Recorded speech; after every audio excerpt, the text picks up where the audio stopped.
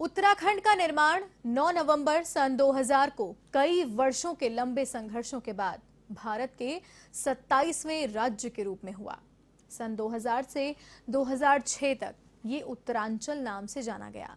इसके बाद जनवरी 2007 में जनभावनाओं का सम्मान करते हुए इसे उत्तराखंड नाम दिया गया।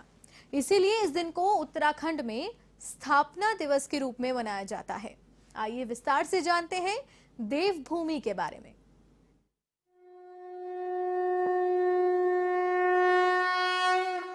नमो नमः कृष्णवेणि नमो नमः, नमो नमः कृष्णवेणि नमो नमः, जय प्रभातरंग निर्झरी नमः, जय प्रभातरंग निर्झरी नमः, जगत् प्रसिद्ध वाहिनी स्वर प्रभावरागिनी, महांध्र राजधानी तीर मंगल प्रदायिनी। देवभूमि की महिमा है अपरंपार।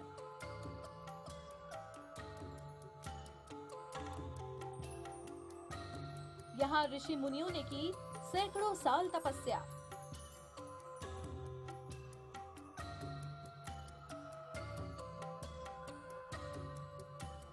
कठिन तपस्या करके बनाया इसे देवभूमि।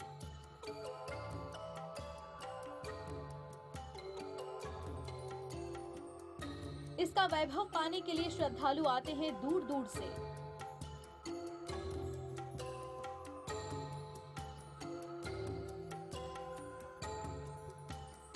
मीलों यात्रा करके यहाँ करते हैं भगवान के दर्शन।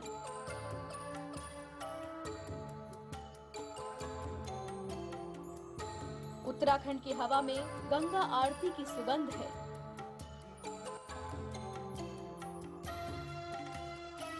और यहाँ की शाम खुद में समेटे है शीतलता।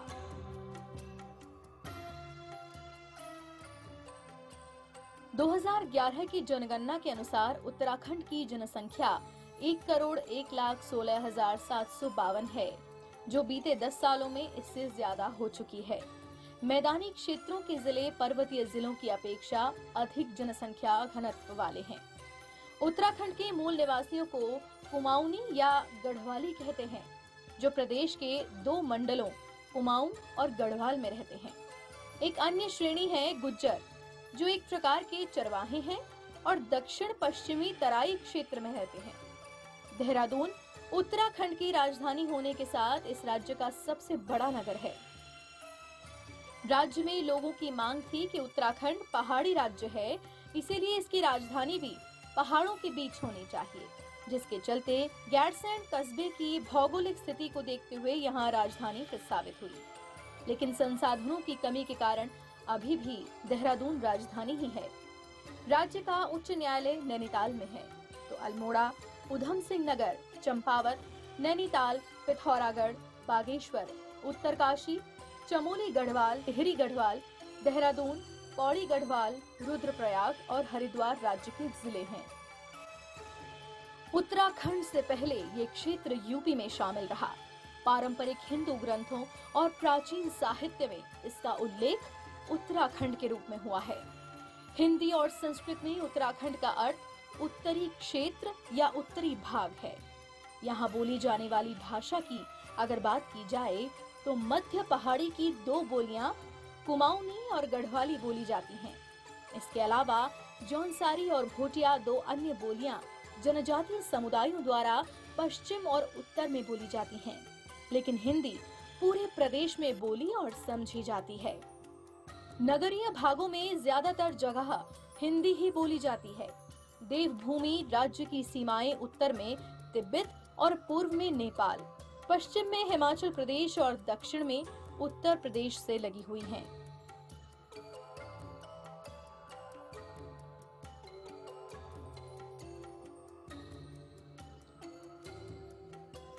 देवभूमि उत्तराखंड राज्य की संस्कृति यहाँ की नदियों और धार्मिक स्थानों से है। इस कारण यहाँ की नदियों का बहुत ही महत्व है। यहाँ भारत की सबसे बड़ी नदी गंगा और यमुना का उद्गम स्थल भी है। गंगा नदी भागीरथी के रूप में गौमुख से 25 किलोमीटर लंबे गंगोत्री हिमनद से निकलती है।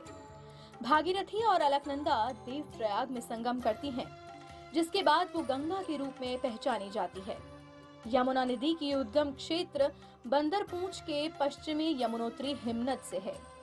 गंगोत्री और यमुनोत्री नदी और उनके तटों पर बसे वैदिक संस्कृति के कई महत्वपूर्ण तीर्थ स्थल हैं। इन नदियों के किनारे कई धार्मिक और सांस्कृतिक केंद्र स्थापित हैं। इसमें केदारनाथ, नैनीताल, गंगोत्री, यमुनोत्री, बद्रीनाथ, ऋषिकेश, हेमकुंड साहिब, नानकमत्ता, फूलों की घाटी, मसूरी, देहरादून, हरिद्वार, औली, चक्राता, रानीखेत, बागेश्वर, भीमताल, कौसानी, लैंसडौन आदि हैं। यहाँ भक्तों की आस्था सदैव देखने को मिलती है। तो वहीं उत्तराखंड में बृहद बांध परियोजनाएं भी हैं, जिनकी पूरे देश में कई बार आलोचनाएं भी की जाती रही हैं, जिनमें टिहरी बांध परियोजना मुख्य है।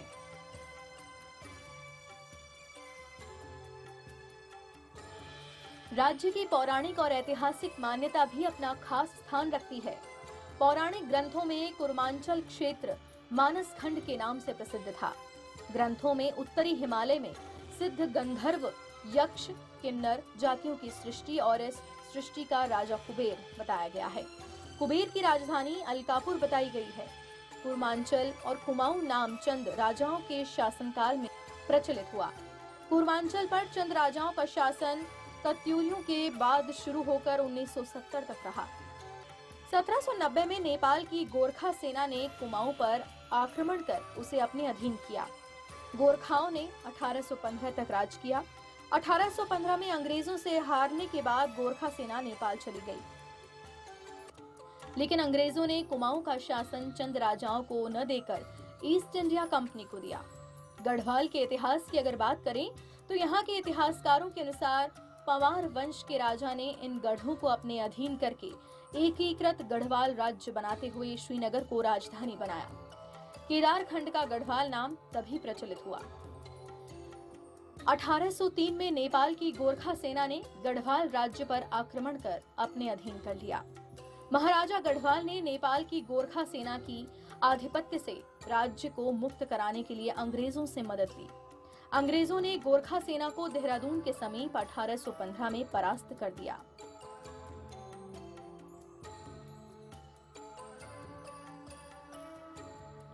उत्तराखंड को देवभूमि यूं ही नहीं कहा गया है। यहाँ के पंचबद्री, पंचकेदार, पंचप्रयाग यहाँ की भूमि को देवतुल्य बनाते हैं। हर शिखर पर कोई न कोई मंदिर है, तो हर नदी का संगम धार्मिक मान्यताओं का केंद्र है, जिसे प्रयाग कहते हैं। यहाँ की मनमोहक प्रकृति और रमणीय स्थलों के बीच जब दर्शनार्थी भगवान के दर्शन करते हैं, तो धर्म और आध्यात्म का माहौल स्वतः ही आस्था में बढ़ोतरी कर देता है। Bureau report, A1 TV।